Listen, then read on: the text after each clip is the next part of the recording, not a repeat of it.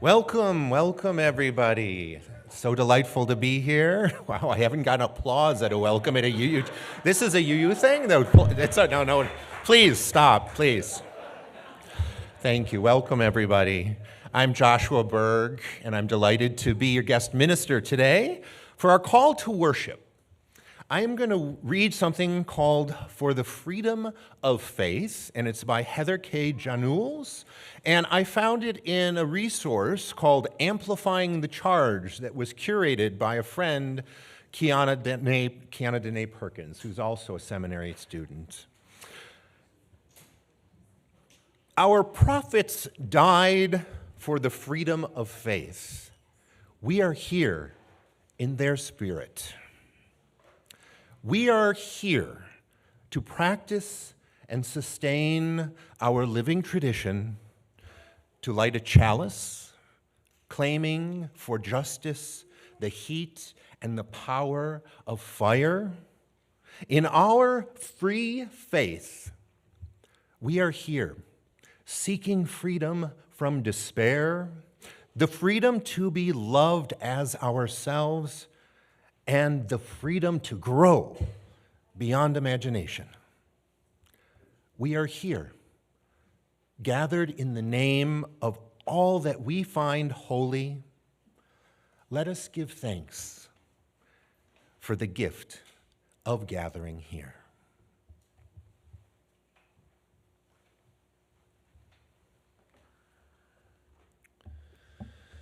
The quest for justice and self-determination is not just an American quest.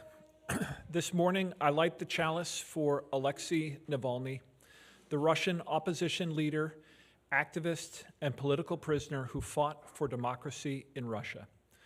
This week, Alexei Navalny died for that fight.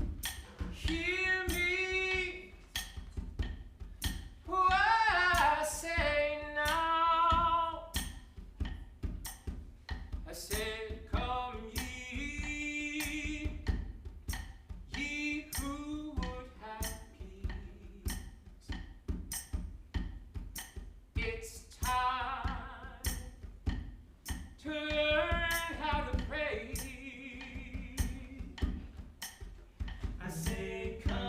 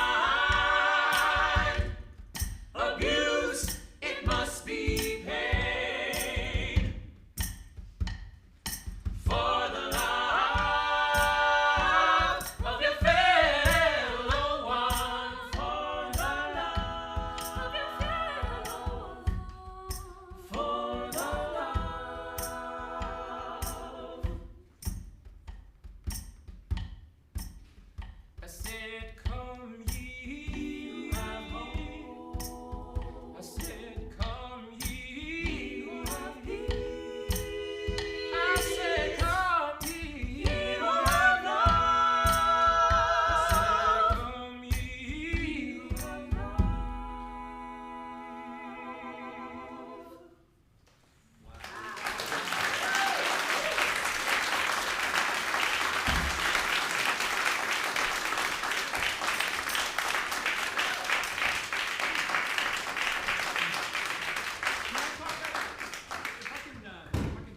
Turn for just a little bit. I overheard this this morning. So apparently Sonder, that's a Nina Simone song apparently, and Sonder heard it and he's like, oh, I'd really like us to have this in church today. So he was looking online for an arrangement and it doesn't exist. So Sonder did that.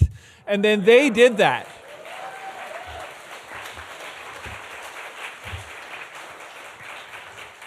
That blows me away.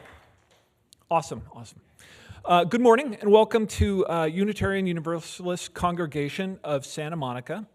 My name is Patrick Megan.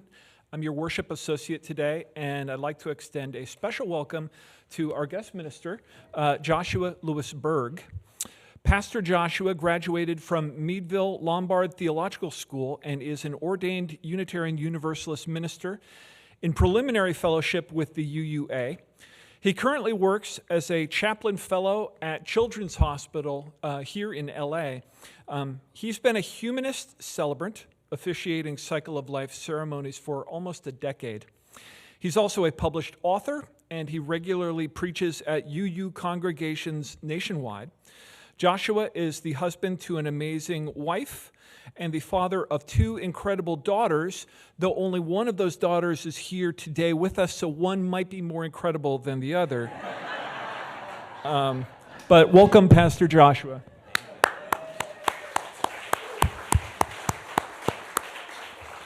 And now is a great time for all of us to welcome each other. So please take a moment to greet your neighbors around you.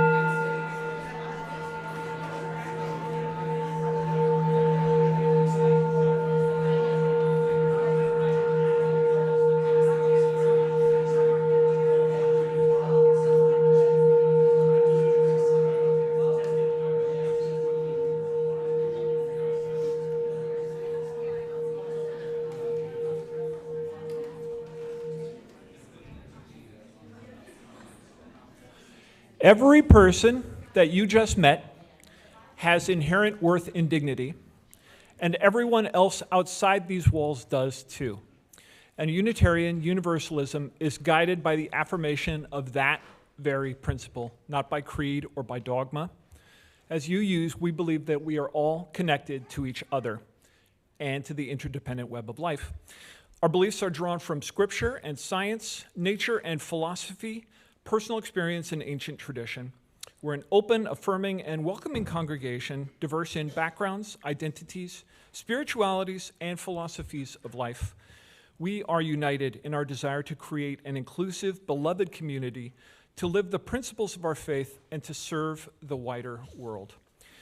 And we acknowledge that this corner of the wider world is the ancestral soil of the Tongva, Gabrieleño, Kizh, Ventureño, Fernandeño, and Chumash people, nations who inhabit these lands today, as they have for generations. We honor their past and present here. By way of announcements, there's just always way more going on at this church than can be listed from up here, so please see your order of service for the many upcoming events. But I do want to flag Soulful Sundown this Friday at 5:30. There's, for families, live music, potluck dishes, and soul at sundown. I also want to flag Dining for Dollars, which is our church's most beloved annual fundraiser. If you can offer to host an event or provide a service, this is the time to sign up for that. One year, someone offered to knit a sweater for the highest bidder, and I won, and it's still my favorite sweater, but I do need another sweater.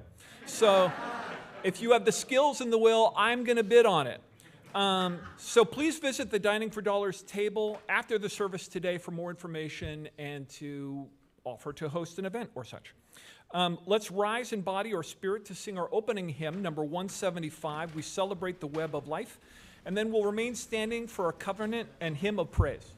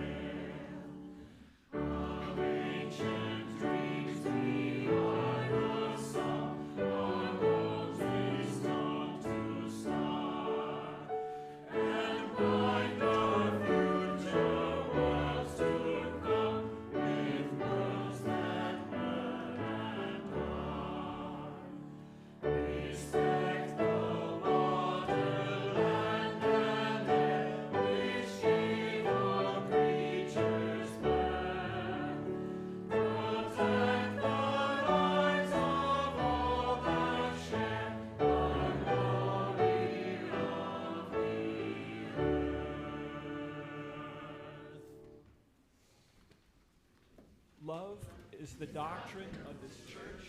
The quest for truth is its sacrament, and service is its prayer. To dwell together in peace, to seek knowledge in freedom, to serve humankind in fellowship, thus to be covenant with each other. El amor es la enseñanza de esta iglesia. Buscar la verdad es su sacramento y el servicio es la oración. Vivir juntos en paz, buscar el conocimiento y la libertad, servir a la humanidad en unión. Así es como convenimos unos a otros.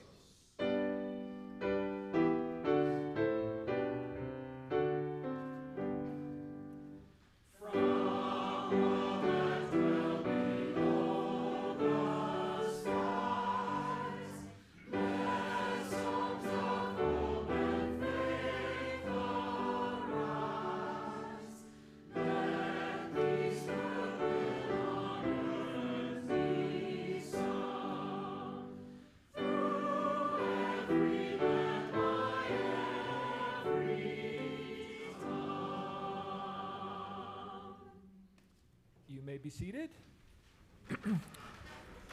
If you have a donation of non-perishable food items for the Westside Food Bank, please bring them forward now and put them in the basket. And all people, young or old, are encouraged to give and invited to linger at the chancel for our time for all ages.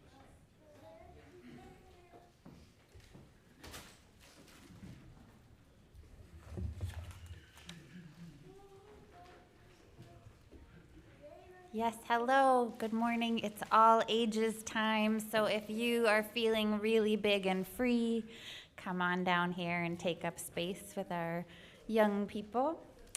We have been working on a sema practice, a Sufi whirling practice, and we're building it in pieces. So 2 weeks ago, we began with the bowing, covering our big toe and bowing. And today we continue preparing to whirl so that hopefully by the time Ramadan arrives, we're all ready to whirl together. Okay. So when we bowed, we began with the right hand on the heart and the left on the belly. So join and find these places and feel for just a moment that these are places we love from. We love with our hearts. We love from our guts. Okay? And then you can do this seated or standing. All right, it's up to you. Be who you are. You're going to cross your left big toe with your right big toe and take a little bow. You're bowing in the direction of your teacher. So if you know where your teacher is, bow in that direction. And the next step is to bring your hands down to your hips. And then they come up the side body, up overhead, and you bloom like a flower. And the right palm turns up, and the left palm turns down. And the right ear drops towards the right shoulder. And what we're doing is listening. We listen through the right palm. And what we hear is filtered by our heart. And then we pass the message back into the community through the left palm. Yeah, beautiful. So let's take a moment. We'll do it all together once again. We begin the right hand on the heart, the left on the belly. Crossing the right big toe over the left, hiding part of yourself away. And take a bow towards your teacher. And the hands come down to the hips, up the side body, blooming like a flower. The right palm turns up, the left palm turns down. Let the right ear get heavy towards the right shoulder. Let it show on your face that you feel uncertain about this, and it's a little strange. And we listen through the right palm. And it's filtered by our heart, and it passes back into this community. Just listen, take a breath with me here.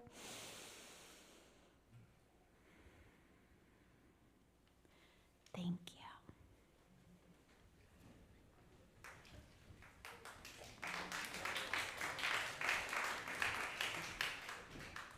Let's sing our youth off to their RE classes.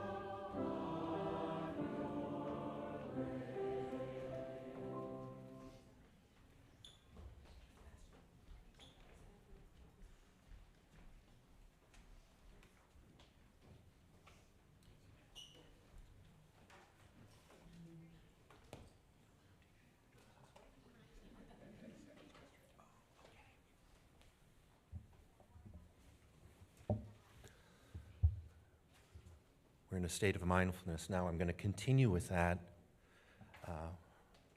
With a mindful reading, we celebrate the web of life. Our first hymn talked about nature and mentioned the whales and things like that, which I thought was perfect because I'm going to do a reading from this book called Undrowned, Black Feminist Lessons from Marine Mammals by Alexis Pauline Gumbs. So, situate yourselves comfortably in your seats.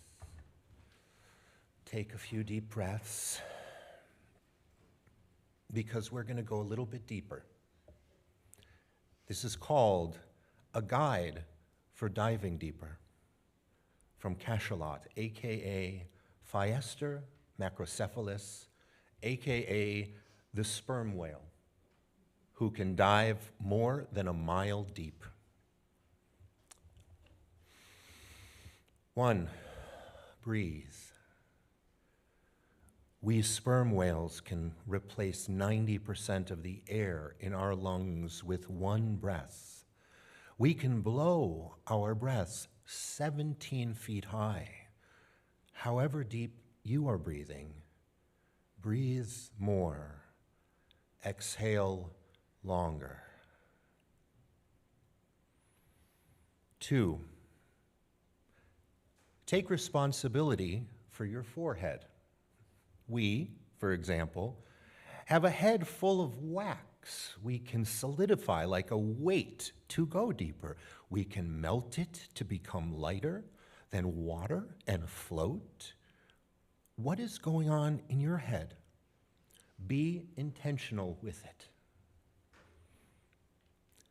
3, hush. We stretch out our bodies 60 feet long at the surface and then arch our backs facing down. Our tails come with us, barely creating a ripple. We are saving our energy for depth. This is not the time to splash. 4, be flexible. Deep in the ocean, there is pressure, a lot of pressure. It will press on your chest and your lungs will collapse. You call it heartbreak. It is not. It is how what made you embraces you, reshapes you, welcomes you back. Let it happen. 5, be specific in your actions. When your lungs collapse, you will need the oxygen in your blood. It is deep in your muscles. It was put there by practice. Let your practice facilitate depth. It will be there when you need it. 6, listen. We listen underneath our throats, not with our ears. We listen across the planet. We can hear each other click from opposite sides of the globe. Though we may seem alone, we never are. And 7, come back. You will know when it has been enough time in the deep. It can vary. Attune to your need. Account for your nourishment. Direct your thoughts. Melt them down. Make them light. And then return.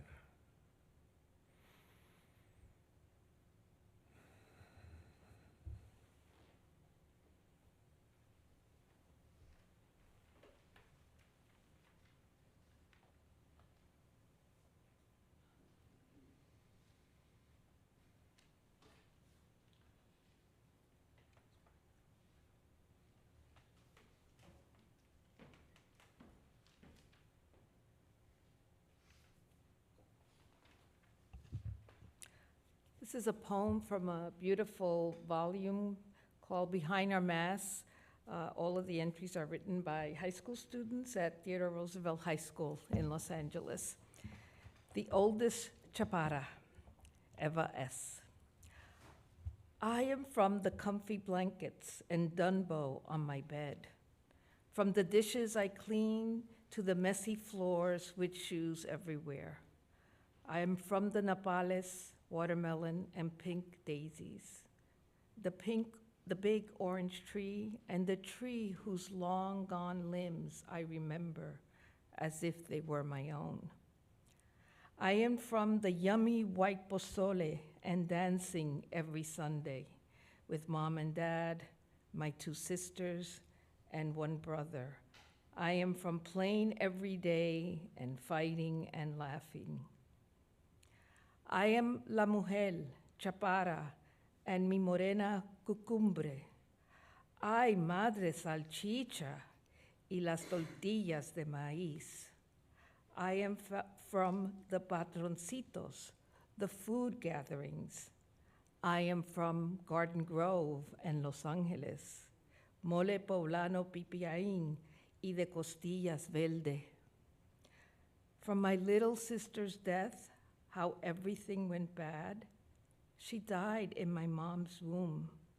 My mom fell apart. My dad broke down. Everything is kind of better now, but her birthday was 5 days ago, and we all cried. The love everyone in my family has turned me into a baby, a little girl who doesn't want to grow up, but with all this love, being the oldest makes me have to.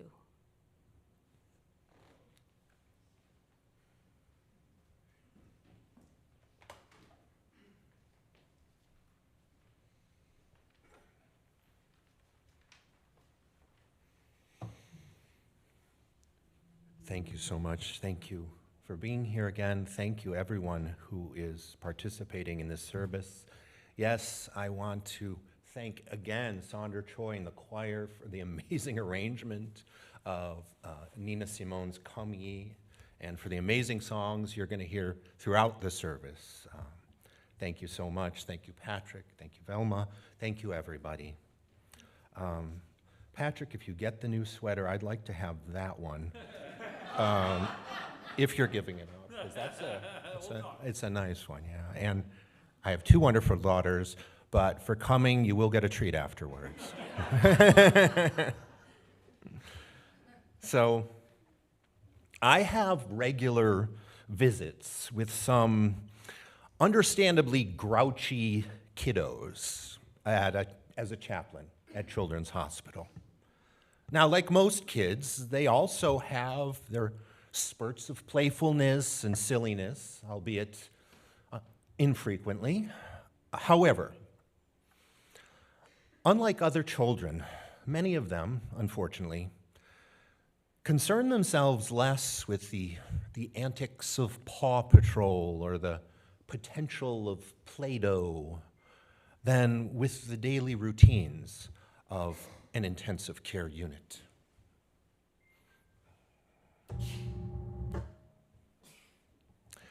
Bless you. I remember one visit at the beginning of my residency. I was leaning over a bed with a toy, and a nurse motioned to a machine at the foot of the bed. Be very careful, she cautioned. That machine is keeping them alive. These kiddos, they're often connected to medical devices, rendering them unable to leave their rooms as they await life-saving procedures. Now, it is more than likely to make up for this complete lack of privacy and control and bodily autonomy that define every aspect of their existence in the hospital and leave them dependent upon others for their every need, that these kiddos often develop a guarded attitude that comes across as grouchy. They have every right. For one particularly grouchy patient I knew for a while, awaiting an organ transplant,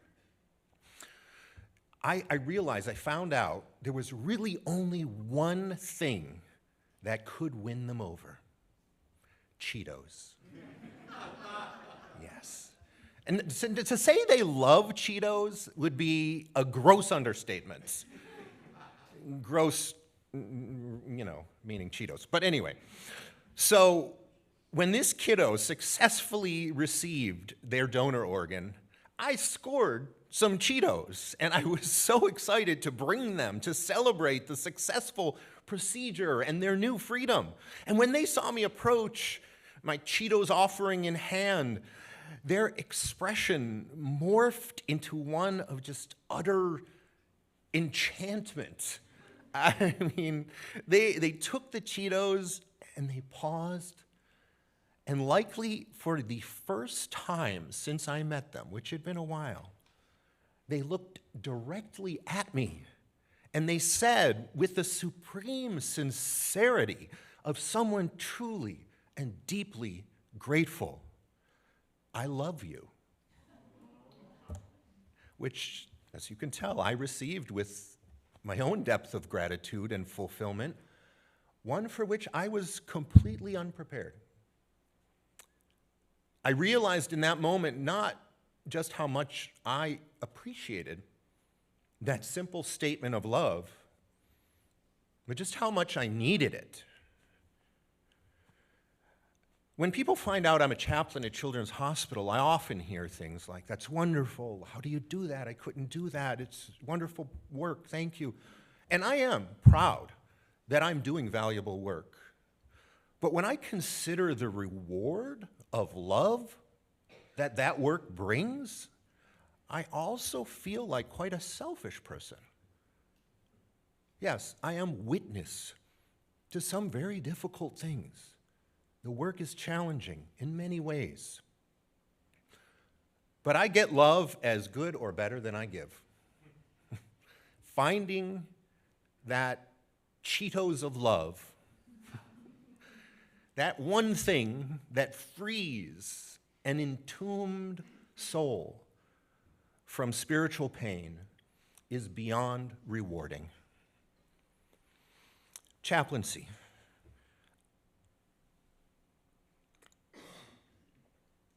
Chaplaincy and even ministry is often labeled pastoral. Pastor meaning shepherd, essentially. And it would seem the chaplain or the minister is the shepherd who provides the care and the helpless patient, or the congregant searching for spiritual sustenance is the care receiver, the sheep. But this relationship, this framing is troubling, because it assumes and establishes a hierarchical power differential that isn't there. In reality, I too got the love I needed in that hospital room. I got the spiritual food I require to survive and thrive in. I told this story not to illustrate the helplessness of the patient dependent upon me for spiritual care. I told it to highlight what I often overlook, which is the dependence of me, the person in the supposed shepherd role, for the love that gives life meaning and purpose. I realized that in my countless moments of neutral or even lately deflated spirit, accompanying the routine circumstances of my quotidian existence, or confronting the realities of a far from ideal world. In those countless moments, I don't just crave, but I depend on life-giving moments of honest, loving connection with another person. W.E.B. Du Bois eloquently sums up this lesson by warning that just as some of us need love because we are literally trapped, like this child in the hospital, we all can become entombed souls, that's his term, in our own spheres of self-imposed captivity that hinders our own liberation, which results in self-harm because we neglect the greater world, content to walk around being isolated. Okay, so if the thesis is that we all depend on love from others to survive, for our very survival, what about loving ourselves? Isn't that enough? Yeah, self-love is absolutely vital.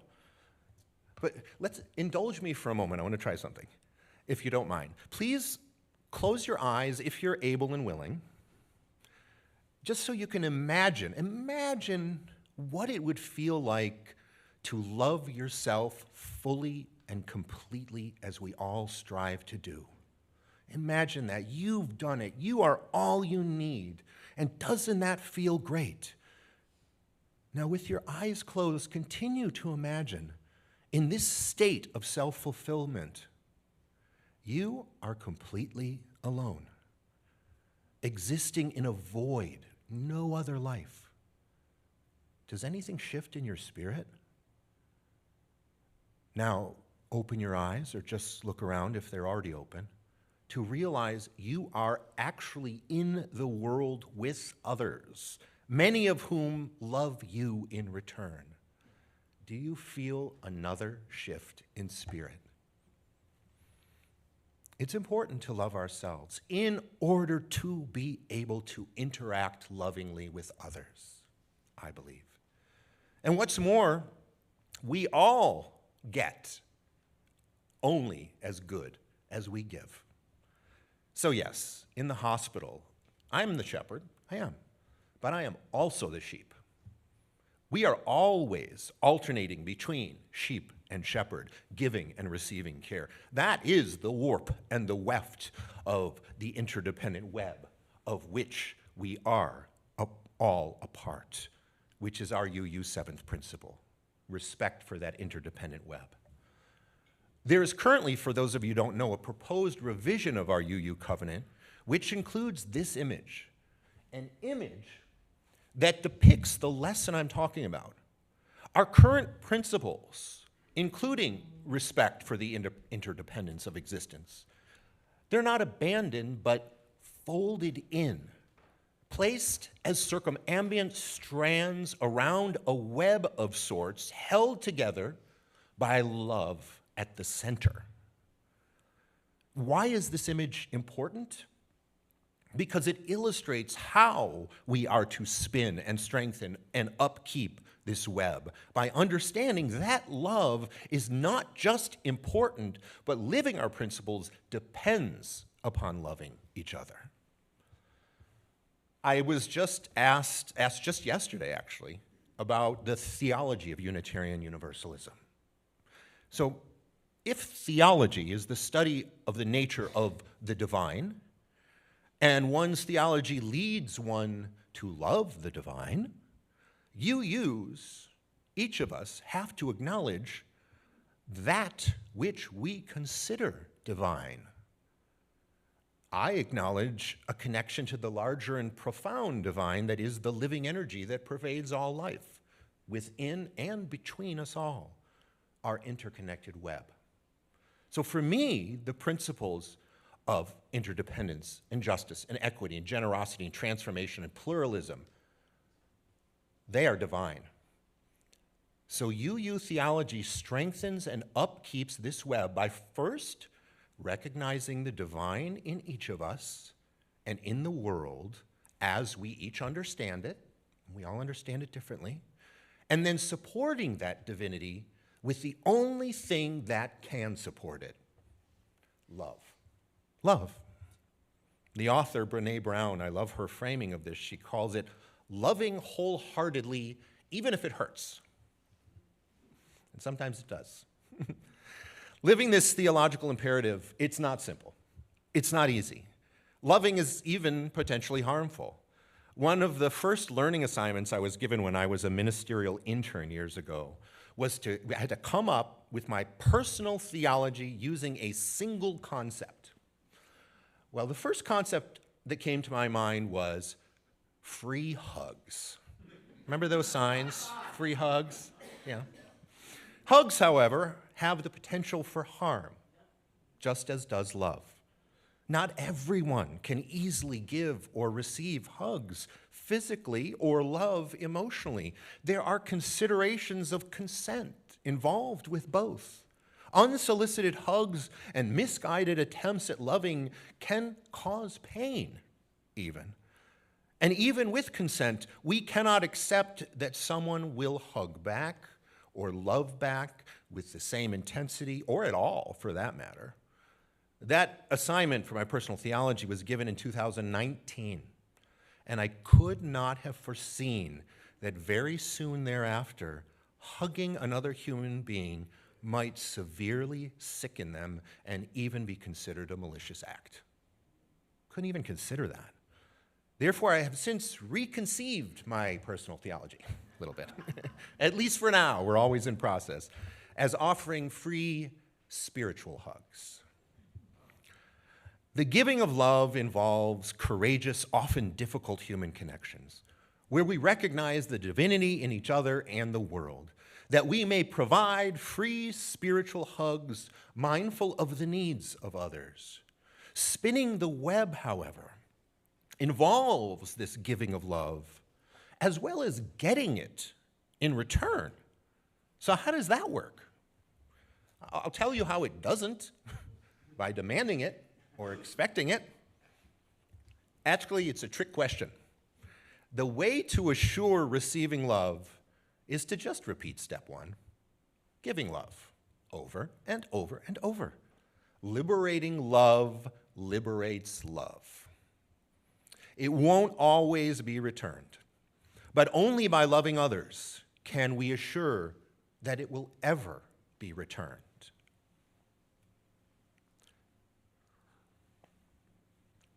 And now not only will it often not be returned, but tragically, we are and will be confronted by its direct opposite when we give love, and that is hatred. In the spinning of the web, forms of hatred must be dismantled as well. How? By loving more and harder, in my opinion. And finally, a web is not static, but it's constantly rewoven. The strands of the web that connect us to the interdependence and the equity and the transformation, pluralism, generosity, and justice through love, some of them will break on occasion. If all the strands are severed, then the web collapses. But the good news is, however, that if one or two of the strands break, the web may weaken, but it'll remain intact. And that is yet another reason we have to be ever diligent in constantly reweaving the web through love all the time. As the world is fighting wars, literal as well as ideological and moral wars that divide humanity more violently than I've seen in over half a century of life, as ties between friends and neighbors are severed by weapons of hate and fear, this web, the love-dependent web, will weaken. This country is confronting what will likely be one of our most challenging years in my lifetime, emotionally, psychologically, spiritually.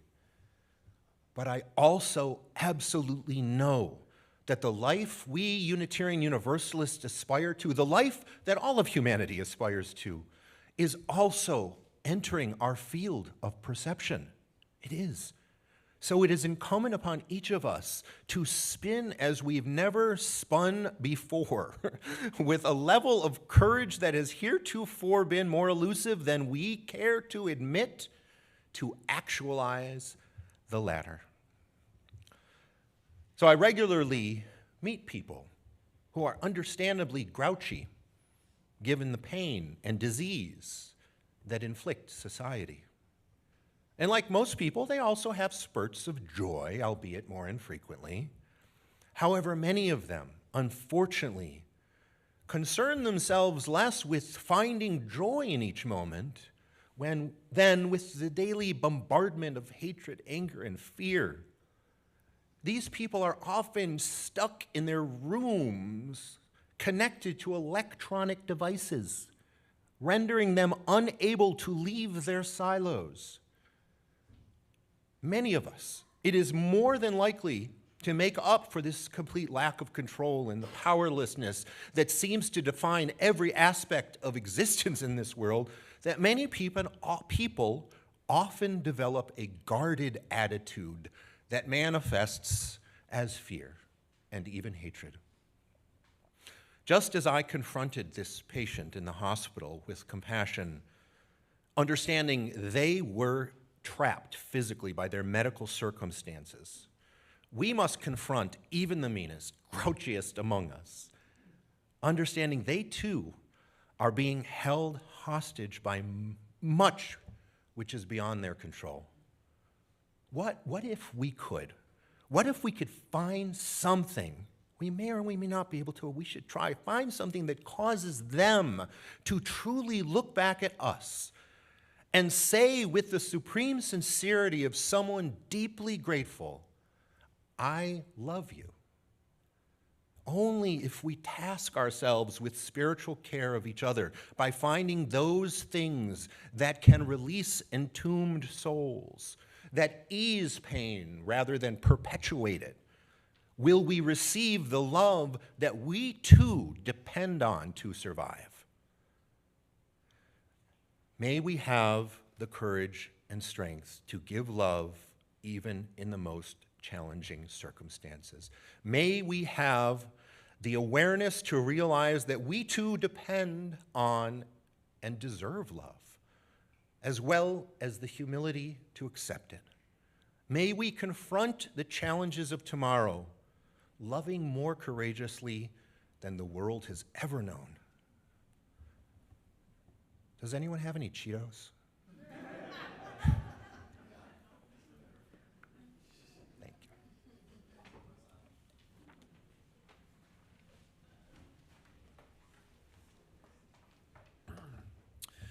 Each week, 50% of your financial generosity goes towards sustaining the life of the church, and the other 50% furthers our UU values in the wider world. That latter 50% of today's offering will go to the Equal Justice Initiative. EJI is a grassroots collective dedicated to confronting systemic racism in our justice system. They challenge excessive bail, unfair trials, discriminatory sentencing, and they work to ensure that everyone has access to true justice in our courts. As UUs, we stand with EJI in their relentless pursuit of fairness and equality. There are many ways to give, as you can see on the slide. If you are new or visiting or just don't prefer technology, you can opt to just drop something in the bags that will come around shortly. Thank you for all that you give to support the life of our church and the community beyond our walls. Your offering will now be gratefully received.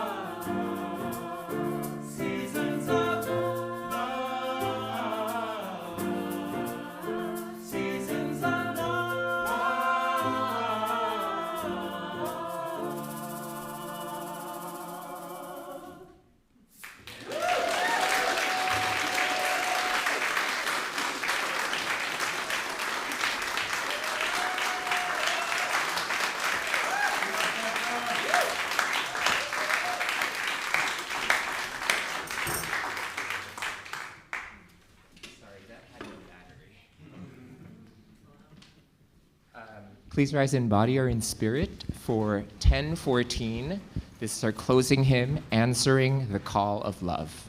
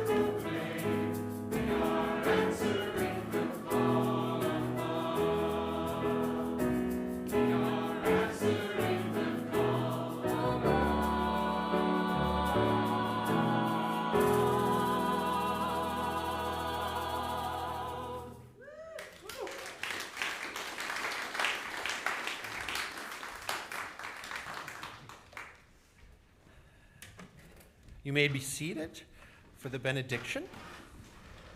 And today's benediction comes from an American great, James Baldwin, from an article in the New York Times called "As Much Truth as One Can Bear." Today I felt like crying, not because I had undergone one of the usual insults or that somehow I had been done dirty by the powers that be. My life in its normal state is basically good. I've got love, a home, a family, friends, and a career that speaks to my heart on a daily basis. My tears are for the human family that doesn't know I am their brother. My tears are for people that hate. My tears are for the sisters and brothers in need that I haven't figured out a way to help. May my desires to be of assistance and my commitment to being a resource to others be my path. May my life be of service. May I love unconditionally. Amen.